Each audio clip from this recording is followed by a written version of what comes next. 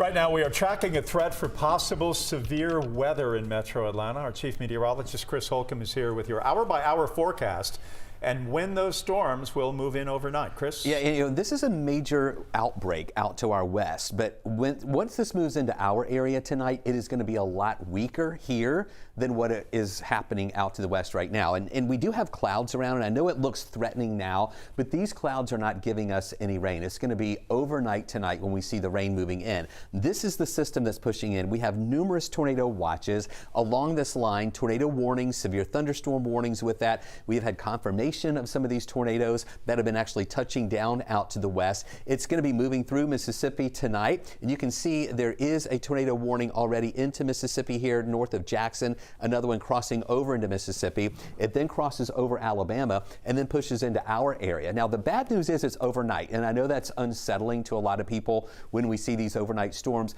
but the good news about that is our air is going to be a lot more stable tonight, so that's why we think these storms are going to be a lot weaker, and I'll walk you through that timeline in just a second. Here's a live look at our tower cam in Gwinnett County. You can see that pretty much overcast. We have a couple of breaks in those clouds to let some sunshine come through.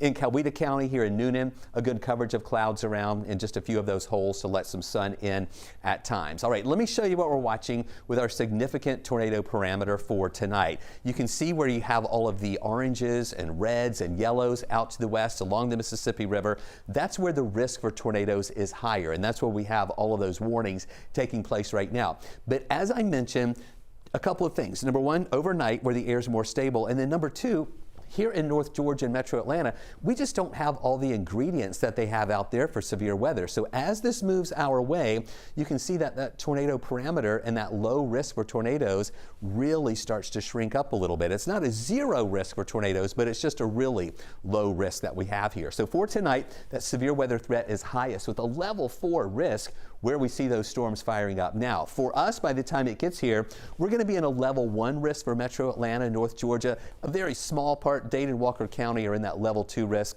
The main threats, damaging wind, rain, and just that low risk for a tornado. And then tomorrow, storms may fire up a little bit more, still a level 1 risk as it moves well to the east of us. And we'll have improving weather during the day tomorrow once these storms exit early in the morning. Tonight, quiet. After midnight, we'll see some of the showers and storms rolling through with temperatures back into the 60s. We'll go with the 5 on the wazometer. The main threat early, and then we improve later in the day. High temperatures also a little cooler at about 75 degrees. So here's what we're watching. There's that line tonight. This is at 10:30, not even into northwest Georgia yet. Moving through our area, you see how it falls apart, but still we'll watch any of these individual cells that could have some wind with them and maybe some pockets of heavy rain, rumbles of thunder too.